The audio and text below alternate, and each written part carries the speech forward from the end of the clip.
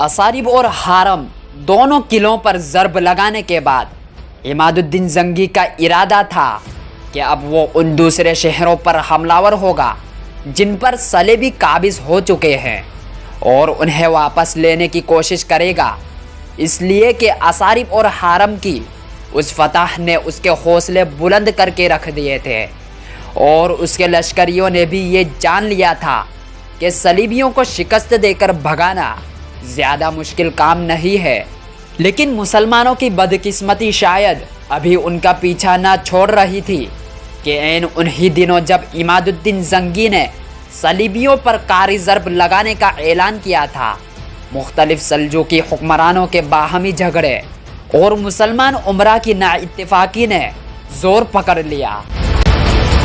عماد الدین کے علاقوں کا محل وقوع کچھ اس قسم کا تھا کہ وہ مسلمانوں کے ان خانہ جنگی تنازعات میں حصہ لینے پر مجبور ہو گیا تھا۔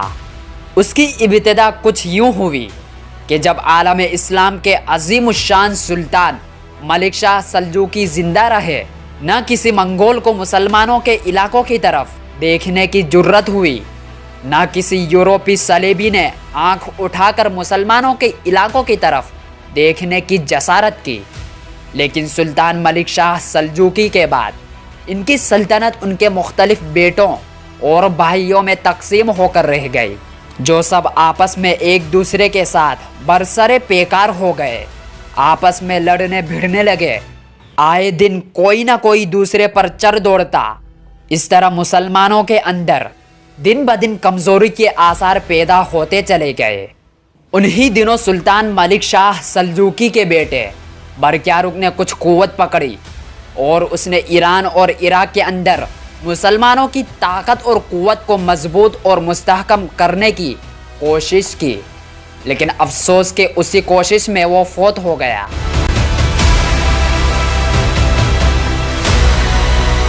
سلطان برقیارق کے وفات کے بعد ان کا بیٹا ملک شاہ سلطان بنا اور اس کے بعد برقیارق کا بھائی محمد ایران عراق کا سلطان بنا۔ جب محمد سلطان بنا تو اس کے دور میں اس کا اور برقیارق کا بھائی جس کا نام سانجار تھا، خراسان اور ماوراء النہر کا حکمران تھا۔ جب سلطان محمد نے وفات پائی تو اس کے بھائی سانجار کو اس کی وفات پر بے حد صدمہ ہوا اور اپنے بھائی کے سوگ میں کئی روز تک اس نے بازار اور شہر بند رکھے۔ اسی دوران یہ افواہ اڑی کہ سلطان محمد کے بعد اس کا بیٹا محمود مسند حکومت پر جلوہ افروز ہوا ہے، اور یہ خبر مرنے والے سلطان محمد کے بھائی سانجار کے لیے واقعی افسوسناک تھی، اس لیے کہ حقیقی معنوں میں سلطان بننے کا حق اس کا تھا۔ سانجار نے جب یہ خبر سنی تو وہ بے حد برہم ہوا، لہٰذا اپنے لشکر کے ساتھ وہ حرکت میں آیا اور عراق کا اس نے رخ کیا جو اس کے بھتیجے سلطان محمود کے قبضے میں آیا تھا۔ دوسری طرف سلطان محمود کو جب خبر ہوئی کہ اس کا چچا سانجار اپنے لشکر کے ساتھ عراق کی طرف پیش قدمی کر رہا ہے تو اس نے اپنے چچا کے پاس صلح کا پیغام بھیجا، لیکن سلطان سانجار نے یہ کہتے ہوئے صلح سے انکار کر دیا کہ محمود ابھی ساتھزادہ ہے، اس پر اس کا وزیر اور امیر حاجب حکومت کر رہے ہیں اور مجھے یہ ہرگز گوارا نہیں ہے۔ سلطان محمود کو جب خبر ہوئی کہ اس کے چچا نے اس کی پیشکش کو مسترد کر دیا ہے تو وہ بھی اپنے لشکر کے ساتھ آگے بڑھا۔ ساوا کے مقام پر دونوں لشکر ایک دوسرے کے سامنے آئے۔ اس طرح سانجار اور محمود دونوں چچا بھتیجے کے درمیان ایک خوفناک جنگ ہوئی، جس کے نتیجے میں سلطان سانجار کو فتح ملی اور سلطان محمود کو شکست اٹھا کر بھاگنا پڑا۔ اس کے چچا نے اس کے بڑے بڑے سالاروں اور سرداروں کو گرفتار کر لیا۔ اس کے بعد سانجار نے رے شہر میں قیام کرنے کے بعد ہمدان کی طرف کچھ کیا۔ دوسری طرف سلطان محمود نے اپنے چچا سانجار کے ہاتھوں شکست اٹھانے کے بعد اصفہان میں جا کر دم لیا۔ رفتہ رفتہ محمود کے ادھر ادھر بھاگے ہوئے لشکر بھی اس کے پاس آ جمع ہوئے اور کچھ نئے لشکری بھی اس نے جمع کیے، اور ایک بار پھر اس نے قوت پکڑی اور فیصلہ کیا کہ اپنے چچا سانجار کا مقابلہ کرے گا۔ لیکن اس کے سالار جنگ سے جی چرا رہے تھے۔ انہوں نے سلطان سانجار کو پیغام بھیجا کہ اگر وہ خراسان کی طرف لوٹ جائے تو پھر اس کے اور سلطان محمود کے درمیان مصالحت کی راہ نکل سکتی ہے، لیکن سلطان سانجار نے اس شرط کو منظور نہ کیا۔ رے شہر تسخیر کرنے کے بعد سلطان سانجار اپنے لشکر کے ساتھ ہمدان کی طرف تھوڑا ہی فاصلہ طے کر پایا تھا کہ اس موقع پر سلطان محمود کو کچھ سرکردہ اور جہاندیدہ لوگوں نے سمجھایا کہ اگر ایک بار پھر وہ اپنے چچا سے ٹکرایا اور اسے شکست ہوئی تو پھر اسے پناہ لینے کے لیے کہیں جگہ نہیں ملے گی۔ ان حالات کو دیکھتے ہوئے سلطان محمود نے کچھ سوچا، پھر اس نے قاصد اپنے چچا سلطان سانجر کی طرف روانہ کیے اور کہلا بھیجا کہ اگر آپ مجھے ولی عہد بنا لیں تو میں آپ کے ساتھ مصالحت کرنے کے لیے تیار ہوں۔ سلطان سانجار نے اس شرط کو منظور کر لیا۔ اس کے بعد سلطان محمود اپنے چچا سانجار کو ملنے اس کی خدمت میں حاضر ہوا۔ اس طرح ان دونوں چچا بھتیجے میں صلح ہو گئی۔ سلطان سانجار نے محمود کے جو علاقے فتح کیے تھے وہ واپس کر دیے اور جن علاقوں پر وہ حکومت کرتا تھا اس کی حکومت حسب سابق ان علاقوں پر برقرار رکھی۔ اس طرح سلطان سانجار اور سلطان محمود کے درمیان صلح تو ہو گئی، لیکن اسی دوران کچھ اور جھگڑے اٹھ کھڑے ہوئے۔ وہ یہ کہ سلطان محمود کے دو اور بھائی تھے، ایک کا نام ملک مسعود اور دوسرے کا نام کورو تھا، اور یہ دونوں مختلف علاقوں کے والی تھے۔ حالات بظاہر بڑے پرسکون تھے، لیکن اس دوران ایک شرپسند شخص اٹھا، اس کا نام دیبیس بن صدقہ تھا۔ سلطان محمود کا بھائی مسعود آذربائیجان اور موصول کے علاقوں کا والی تھا۔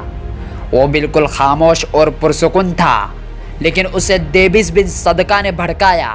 یہ حلہ شہر کا والی تھا اور انتہائی درجے کا شرارتی اور بدباطن شخص تھا۔ اسے سلطان سانجار اور سلطان محمود کے آپس میں صلح کر لینے کا بھی بڑا دکھ اور صدمہ ہوا، اس لیے کہ وہ چاہتا تھا کہ ہر وقت کوئی نہ کوئی حکمران آپس میں ایک دوسرے سے ٹکراتا رہے اور یہ ان کے ٹکرانے سے فائدہ حاصل کرتا رہے۔ لہٰذا اس نے کچھ اور غیر ذمہ دار لوگوں کے ساتھ مل کر مسعود کو اپنے بھائی سلطان محمود کے خلاف بھڑکایا اور اسے یہ ترغیب دی کہ محمود کے بجائے اسے سلطان ہونا چاہیے اور بغداد میں اس کے نام کا خطبہ سلطان سانجار کے نام کے ساتھ پڑھا جانا چاہیے۔ جن دنوں یہ سازش تیار ہوئی تھی ان دنوں سلطان محمود کا لشکر سانجار کے حملہ ہونے کی وجہ سے منتشر تھا، لہٰذا اس صورتحال سے دیبیس بن صدقہ نے مسعود کے ساتھ مل کر فائدہ اٹھایا اور ایک لشکر تیار کر کے سلطان محمود کے علاقوں پر لشکر کشی کر دی۔ سلطان محمود کو اپنے بھائی مسعود کی اس کارروائی سے بڑا دکھ اور صدمہ ہوا، لہٰذا فی الفور اس نے ایک لشکر ترتیب دیا اور استراباد کے مقام پر اپنے بھائی مسعود کو آ روکا۔ یہاں دونوں بھائیوں کے درمیان خوفناک جنگ ہوئی۔ جنگ میں سلطان محمود فاتح رہا اور مسعود کو بدترین شکست اٹھانا پڑی۔ نتیجتاً وہ بھاگا اور اس کے لشکر کے ایک بڑے گروہ کو گرفتار کر لیا گیا۔ مسعود نے شکست کھانے کے بعد ایک پہاڑی پر جا کر پناہ لے لی جو میدان جنگ سے 18 کوس کے فاصلے پر تھی۔ ساتھ ہی اسے اپنی غلطی کا احساس ہوا کہ اسے اپنے بھائی سلطان محمود کے خلاف لشکر کشی نہیں کرنا چاہیے تھی، لہٰذا اس نے اپنے بھائی سلطان محمود کے پاس پیغام بھیجا اور امن کا طالب ہوا۔ اسی دوران ناعاقبت اندیش دوسرے آدمی بھی کام کر رہے تھے، اس لیے کہ جس وقت سلطان محمود کے ہاتھوں مسعود کو شکست ہوئی تھی، شر انگیز دیبیس لشکر کے ایک حصے کو لے کر حلہ کی طرف بھاگ گیا تھا۔ اس موقع پر جب کہ مسعود اپنے بھائی سلطان محمود کے پاس جانے کے لیے تیار تھا، دیبیس کے کچھ شرارتی لوگوں نے مشورہ دیا کہ سلطان محمود کے پاس جانے کے بجائے دیبیس کا رخ کرنا چاہیے، چونکہ دیبس ایک خاصا بڑا لشکر جمع کر چکا ہے اور اس کے ساتھ مل کر پھر سلطان محمود سے ٹکرانا چاہیے۔ اس بار فتح ہماری ہوگی۔ مسعود شاید اس کے لیے تیار ہو جاتا، لیکن اس کے کچھ خیر خواہوں اور جانثاروں نے اسے سمجھایا کہ یہ شرارتی لوگ دونوں بھائیوں کو آپس میں لڑانا چاہتے ہیں، لہٰذا آپ اپنے بھائی کے خلاف جنگ کی طرح نہ ڈالیں۔ مسعود نے ان کے اس مشورے کو قبول کیا اور سیدھا اپنے بھائی کی خدمت میں جا حاضر ہوا۔ سلطان محمود نے بڑی فراخ دلی سے کام لیا، اس کا بہترین استقبال کیا، اسے گلے لگایا، اس کے پیشانی چومی اور اسے اس کے علاقوں پر بحال کر دیا۔ دیبس کی چونکہ شرارت کامیاب نہ ہوئی تھی، لہٰذا اسے بڑا افسوس تھا، اور مزید یہ کہ سلطان محمود اور دیبس کے درمیان جو جنگ ہوئی تھی اس میں دیبس کا باپ بھی مارا گیا تھا، لہٰذا اس نے چاروں طرف قتل و غارت گری شروع کر دی تھی، شہر کے شہر ویران کرنا شروع کر دیے تھے۔